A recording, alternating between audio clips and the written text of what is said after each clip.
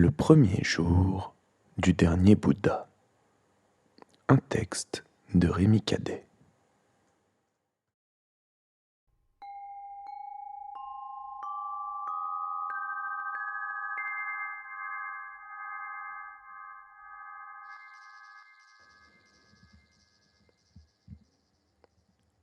Hé, voyageurs!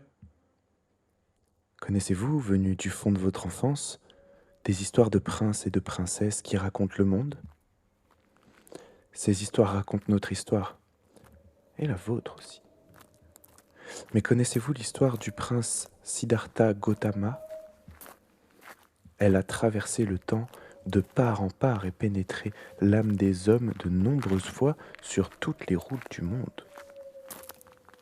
Moi, je ne suis personne sur cette route, à peine un mendiant à qui le vent raconte des légendes.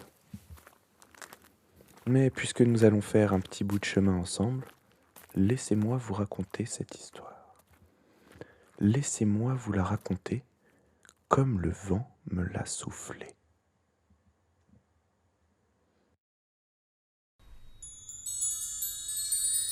Le prince du vent.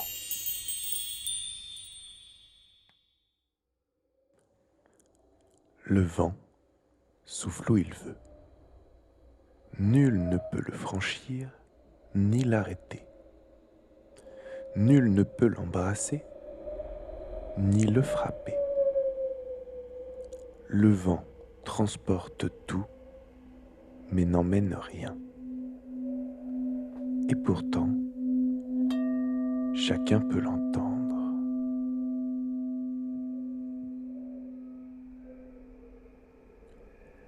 Ainsi soufflait le vent dans une contrée très loin vers l'est, par-delà les mers et les continents, là où le soleil se lève.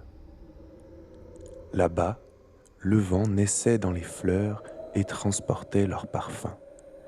Mais dans ce royaume, nul n'écoutait le vent, car le vent transportait aussi le sable du désert.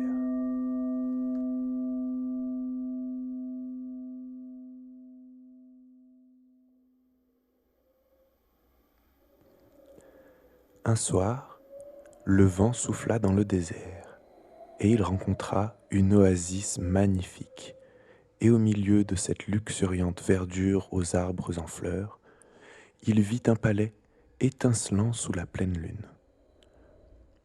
Le vent va où il veut, et ce soir-là, il entra par la fenêtre dans une des chambres du palais. Et dans cette chambre, le roi aimait la reine, et la reine aimait le roi.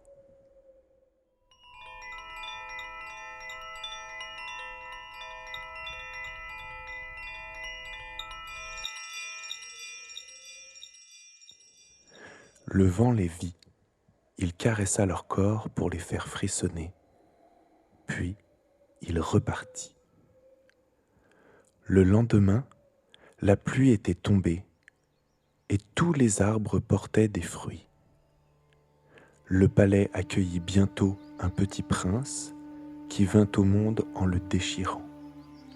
La reine donna la vie à son fils et à son mari qui devint père, puis rendit la sienne dans un dernier souffle d'amour, emporté par le vent.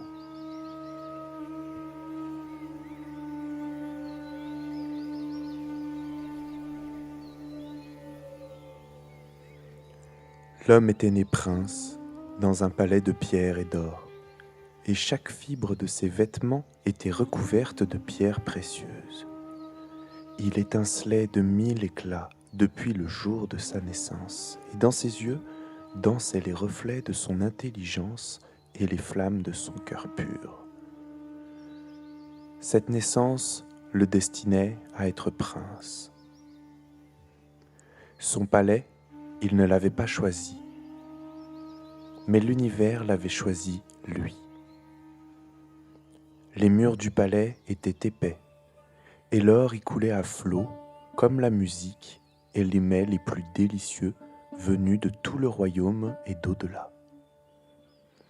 Les musiciens, les poètes et les savants venaient à lui jour et nuit pour lui offrir leur art dans un défilé incessant de fêtes qui n'en finissaient jamais.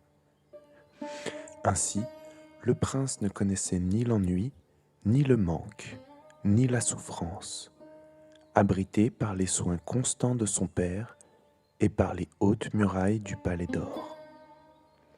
Son intelligence grandissait chaque jour autant que son cœur. Il aimait la beauté, et la beauté émanait de lui.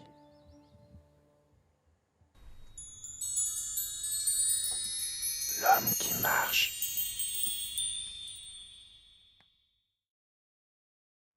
Le roi et son fils s'aimaient, et ils aimaient profondément leur peuple. Ainsi, ils administraient le royaume avec sagesse, et celui-ci était prospère. Le prince écoulait sa vie d'homme dans une prison faite de tous les plaisirs, aimé de son père et de son peuple, aimé par tous ceux qui avaient la chance de pouvoir l'approcher. Rien ne semblait pouvoir rompre cet enchantement. Un soir de pleine lune, le prince marchait dans le palais pour rejoindre son père, et son attention fut attirée par le son d'une flûte au fond du jardin aux lotus. Le prince se laissa aller à suivre la douce mélodie qui faisait danser des couleurs dans ses yeux. Il entra dans le jardin et suivit ces quelques notes transportées par l'air frais.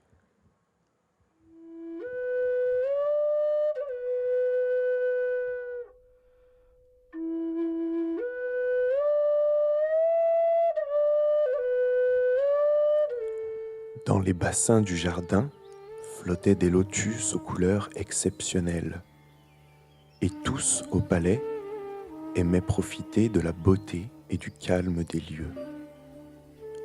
Il y avait 6 bassins et 6 couleurs de lotus. Alors que le prince cherchait la provenance de la mélodie, le vent souffla qui fit onduler l'eau sous les fleurs.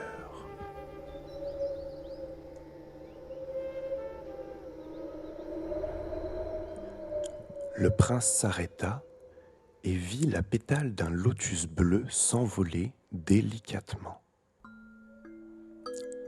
Elle survola les 5 autres bassins, puis vira vers le ciel le long de la muraille sud, avant de traverser à nouveau le jardin en dansant pour disparaître au loin par-delà la muraille nord. La mélodie s'était tue, et le prince, dans son grand habit violet, vit que le musicien n'était plus là, et comprit qu'il était prince du vent. Il se déshabilla, abandonna là sa tunique princière et partit.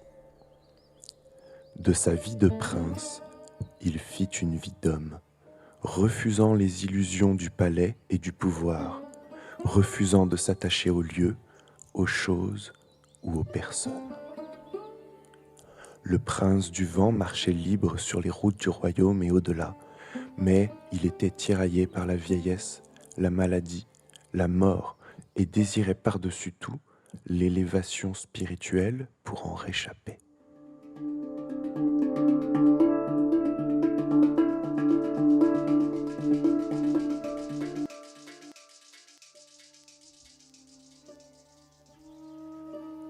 Il suivit plusieurs maîtres pendant de nombreuses années et apprit plus qu'aucun sur terre ne peut savoir.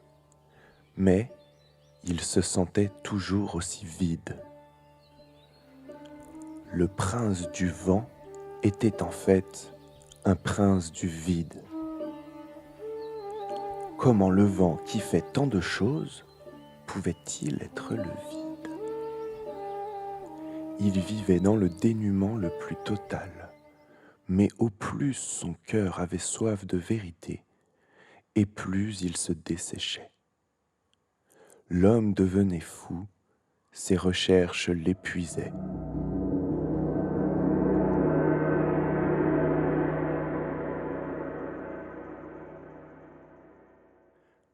Un jour, le prince mendiant, emmêlé dans ses idées, manqua de se noyer.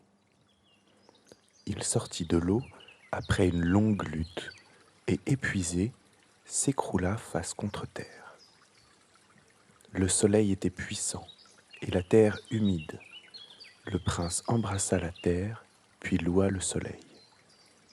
Il était toute gratitude d'être en vie et son visage s'illuminait.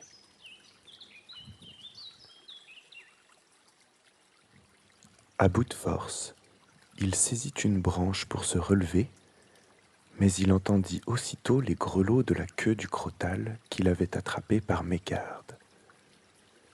Il relâcha l'étreinte de sa main et libéra l'animal. Le serpent, surpris par tant de bonté, partit en s'inclinant. Le prince leva les yeux en l'air et vit un aigle majestueux pousser un cri puis fendre le ciel. Il vit Naga et Garuda se battre dans un combat dont l'issue n'avait aucune importance et fut apaisé. Il était tout adoration et son corps semblait briller. Le prince s'était relevé et marchait à présent vers le village. Des villageois le virent au loin et accoururent vers lui, attirés par sa lumière. Arrivés près de lui, ils le reconnurent et s'agenouillèrent. « Bouddha, sauve-nous, nous croyons, » dirent-ils. Bouddha en lumière rayonnait et continua de marcher au milieu des villageois prosternés.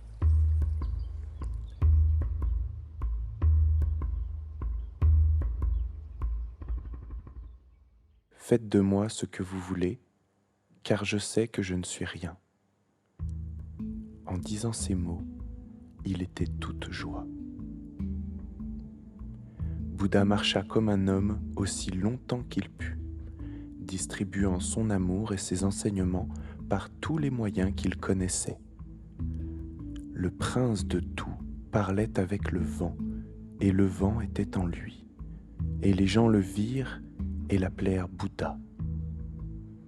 Il pourchassait Mara partout où il allait.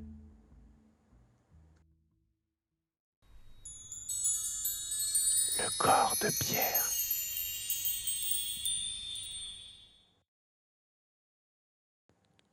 Bouddha le vivant, celui qui est à chaque instant, l'homme gratitude, adoration et joie, vibrait de tout son être à l'unisson, et la roue du Dharma illuminait chacun de ses pas de ses 4 rayons.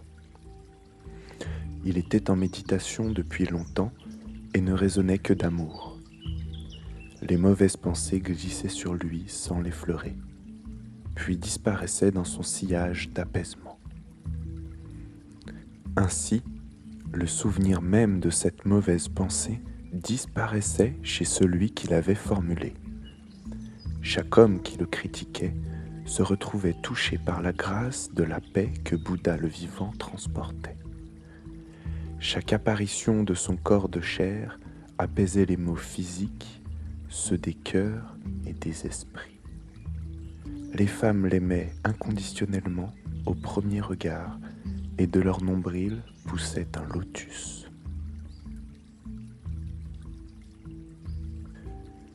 Les maris qui étaient en guerre rentraient chez eux et devenaient jardiniers.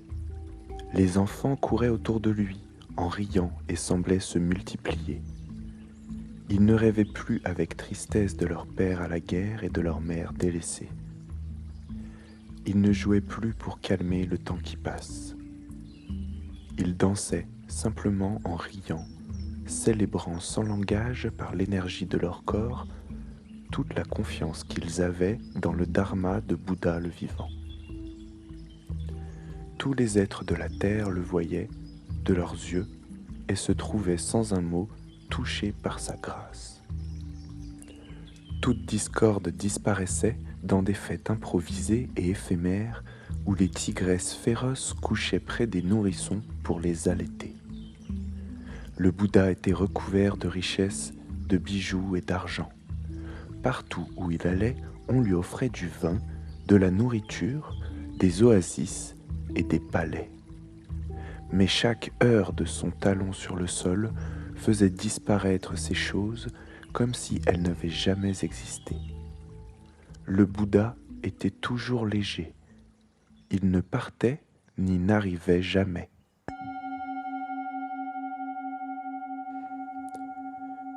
Il arpentait le monde paisiblement, et ses mains jointes et tendues à la fois distribuaient sans compter la compassion et l'acceptation de l'amour véritable pour tout ce qui est. Il chassait toutes les illusions terrestres du cœur des hommes. Après avoir arpenté chaque recoin de la terre, après avoir usé les semelles de ses sandales sur tous les chemins du monde, après que sa toge perdit toute couleur à force des jours sous la lumière, après que chaque fibre de tissu s'effrita sous les frottements de son corps et par l'usure du temps, après que le bâton qui soutenait sa marche disparut, absorbé jusqu'à la dernière particule par la terre qu'il frappait, une fois que tous les artifices furent poussière, Bouddha s'arrêta de marcher. Il n'avait plus besoin de marcher comme un homme pour parcourir leur monde. Alors, il ferma les yeux. Les paupières closes, il voyait tout autour de lui. La lumière ne passait plus par ses yeux, mais se mit à entrer par le sommet de son crâne, et son corps rayonna avec force toute cette lumière qui lui parvenait. Des écailles frissonnantes montaient le long de sa colonne vertébrale et recouvraient son corps à chaque inspiration, se déployant comme les branches d'un arbre.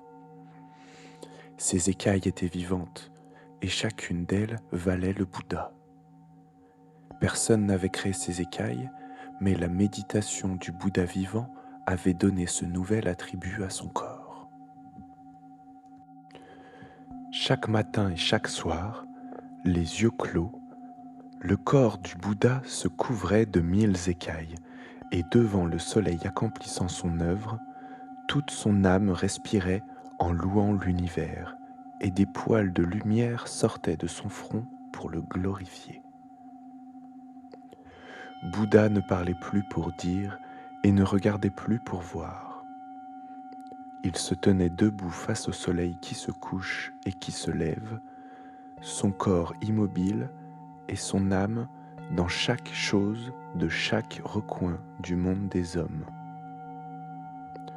Bouddha vivant était accompli et il pouvait contempler Mara chaque nuit comme le reflet emprisonné de ce qu'il n'était plus.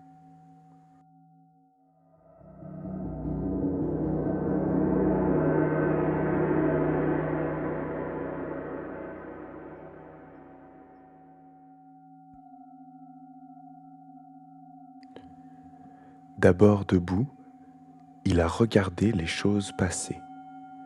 Il les a vues se transformer.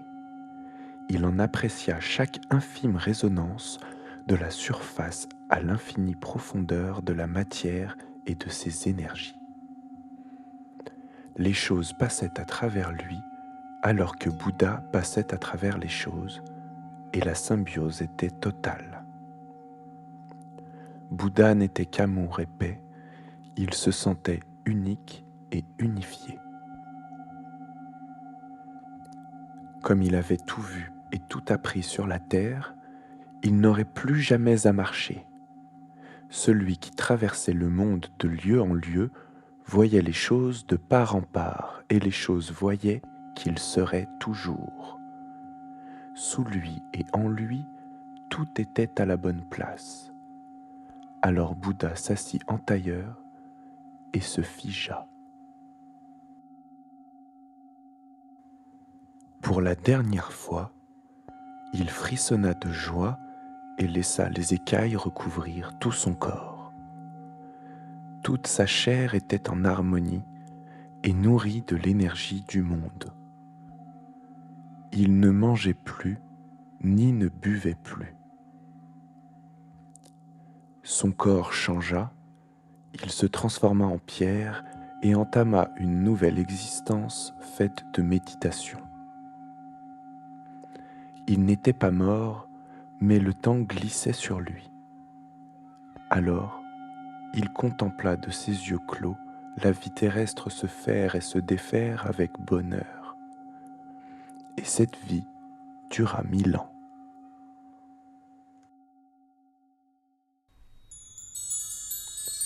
L'âme univers.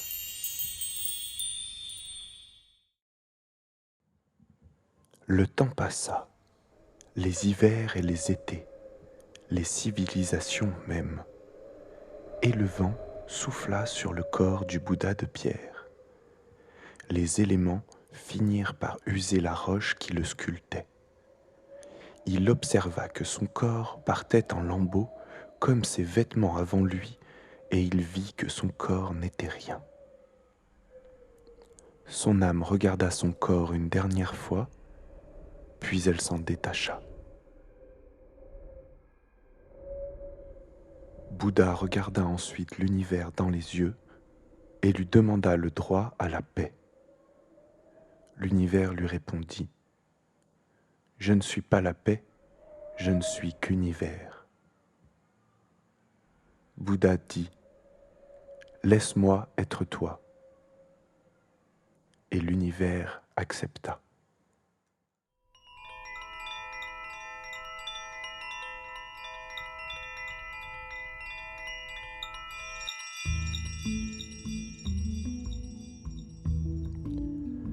L'âme du Bouddha se changea en lumière et brilla si fort qu'elle fit exploser son corps de pierre en milliers de fragments. De rochers ils devinrent gravier, puis sable, puis de vrais grains de lumière que le vent emporta en 10 000 fragments en 10 000 endroits. Il était tout entier de la lumière et rien d'autre. Il était toutes les lumières et son âme abandonna l'apparence humaine. Il se changea en serpent lumineux qui quitta la terre pour rejoindre les étoiles et devenir l'univers lui-même. Son âme fut dissoute avec toutes les autres dans celle de l'univers, et Bouddha était en paix. Il était une planète et tout en même temps. Il était l'espace entre les planètes et la lumière qui le traverse. Il était aussi là où il n'y avait aucune lumière et se contentait du bonheur d'être sans briller. Il voyait à travers le temps et le temps voyait à travers lui. Son pouvoir était immense, mais il n'en fit rien, car il lui suffisait d'être. Son bonheur dura 1000 ans. 1000 ans à baigner dans la source de toute énergie et de toute âme. Bouddha voyait tout et était partout. Il se sentait comme baigné dans un bain chaud entouré de lumière, et d'un bout à l'autre de ses doigts, il enveloppait tout l'univers, et l'univers l'enveloppait.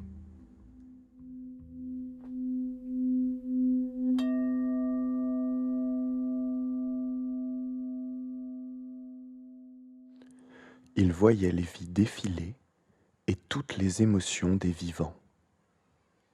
Il voyait tout ce qui changeait et pourquoi.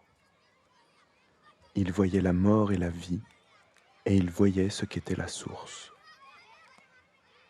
Il était la source, et la source était lui. Ainsi, tout était accompli.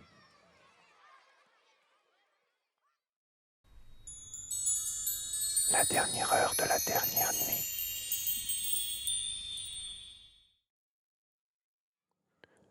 Bouddha était paisible et unique, mais un jour, il sortit de sa méditation.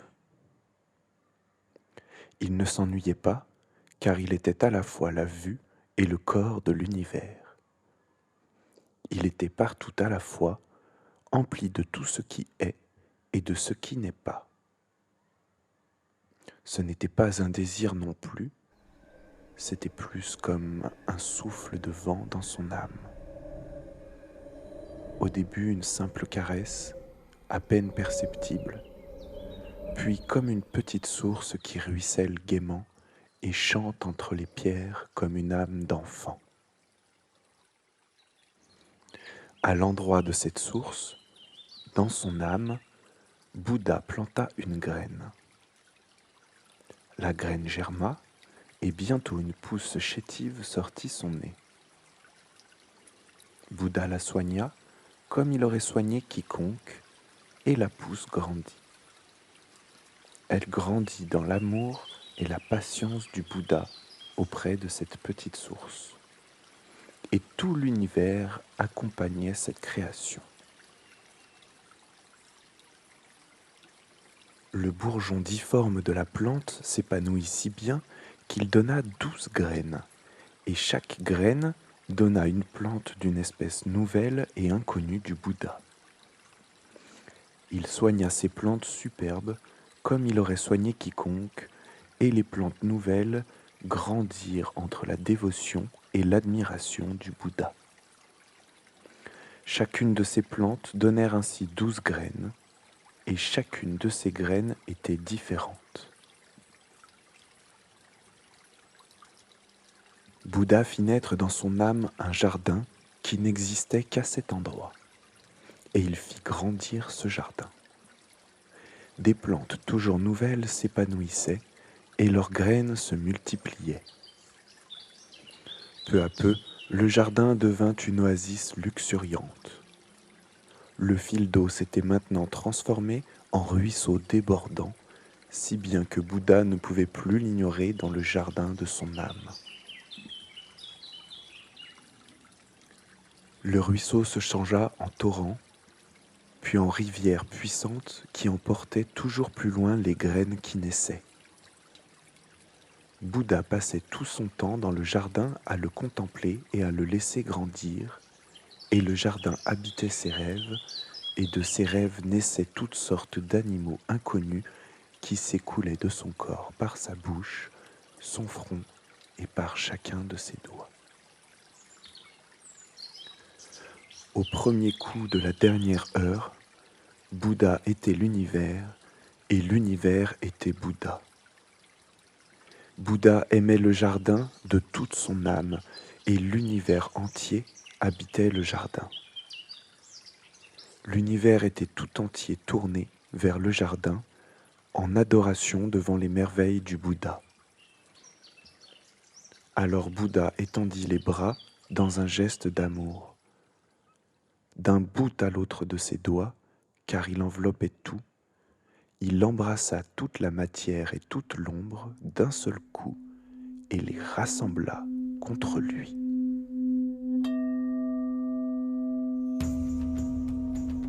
L'univers se replia sur lui-même en un mouvement somptueux. Tout ce qui était s'imbriqua progressivement dans quelque chose qui n'était pas, et ces pièces parfaites s'assemblèrent lentement les unes aux autres dans un chatoiement de lumière douce et une mécanique parfaite. À mesure que Bouddha refermait ses bras, l'univers se rassemblait en un seul point, au centre de son ventre, là où tout était à l'origine.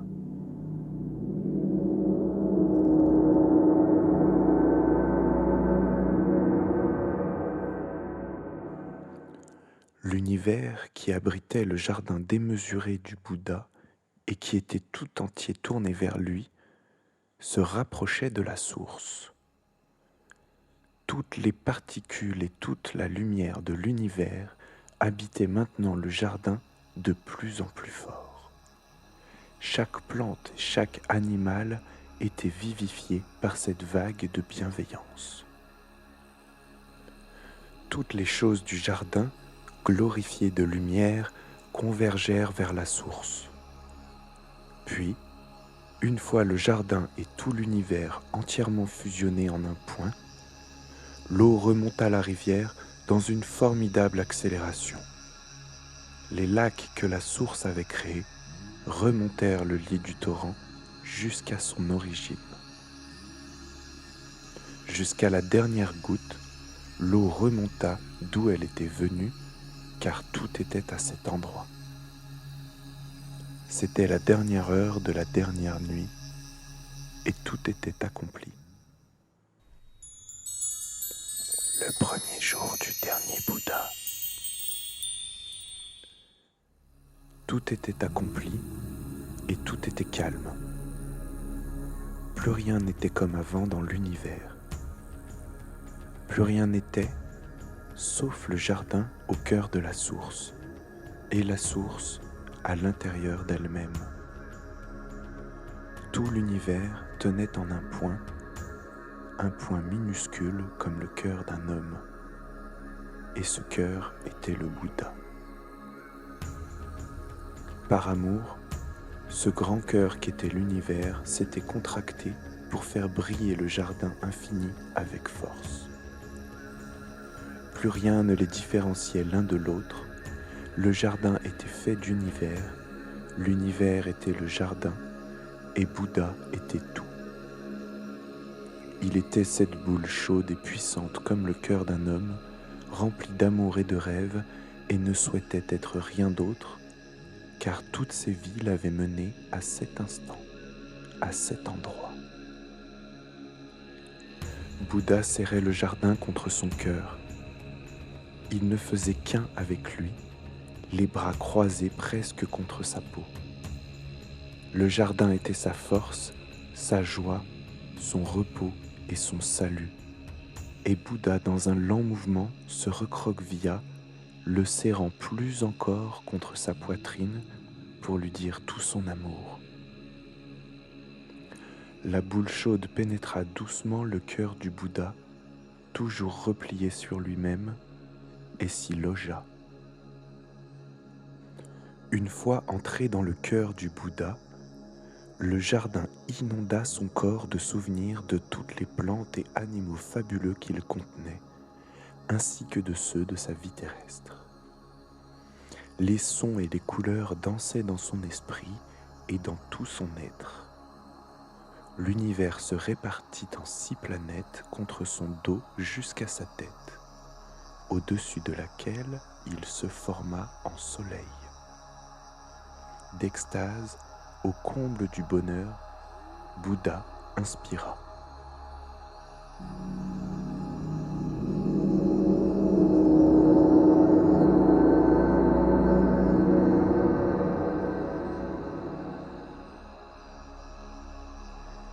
Et quand il inspira, l'univers entier se déplia à nouveau, propulsé par son souffle, et tout reprit sa place. La matière se sépara à nouveau de l'ombre, et la lumière redevint libre à nouveau. Les planètes reprirent leur place, et les étoiles reprirent vie. Tout l'univers dansait lentement en tourbillonnant dans le souffle du Bouddha, et tout était uni, tout était paix. Bouddha, dans cette inspiration, avait disparu. Il n'était plus. De lui, il ne restait qu'un œil, et cet œil avait 2 pupilles, une faite d'ombre et l'autre de lumière.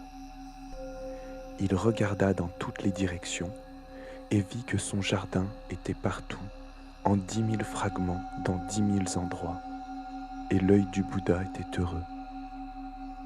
Son bonheur était dans toutes choses connues et inconnues. Bouddha n'avait plus besoin d'être, car tout était déjà et qu'il était partout.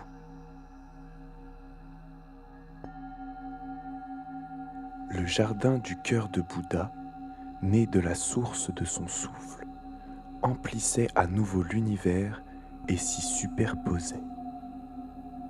Sans rien remplacer, ce qui n'était qu'un rêve cohabitait avec la matière et les choses. Les plantes du Bouddha soignaient les végétaux et cultivaient leurs différences. Et ces animaux peuplaient les rêves de toutes les créatures de chair. Dans les rêves des hommes, Elle dansait pour eux et leur enseignait les merveilles du Bouddha. Les hommes aussi reprirent leur place dans l'univers, au milieu du jardin luxuriant. Tous les palais et les routes avaient repris leurs fonctions. Chaque maison était au bon endroit. La vie se contentait d'être la vie et tous les mauvais désirs avaient disparu. La paix régnait partout et les projets des uns s'accomplissaient dans la bienveillance des autres. Tout était semblable et tout était différent. Toutes les choses étaient conscientes et apaisées, car l'œil du Bouddha se manifestait partout, sur chaque grain de poussière. Les gens voyaient à travers lui, et lui voyait à travers eux, et toutes les choses se voyaient entre elles, telles qu'elles étaient vraiment. Bouddha était partout, son jardin, son cœur et son œil étaient dans chaque chose. Même le vent avait repris sa place et soufflait parmi les vastes paysages et par-dessus les mers. À la fin de cette journée, tout était accompli, et le lendemain serait le premier jour du dernier Bouddha. Depuis ce jour, il paraît, mais c'est juste une histoire qu'on m'a racontée. Il paraît que le vent chaque nuit transporte les rêves du Bouddha dans le cœur des hommes, des femmes et des enfants du monde, et qu'il y fait pousser un jardin où il fait bon vivre et se reposer. Un jardin si grand et si spécial que chacun a sa place pour s'y réaliser. Et toi aussi, cher voyageur, si tu écoutes bien le vent, tu sauras où le trouver.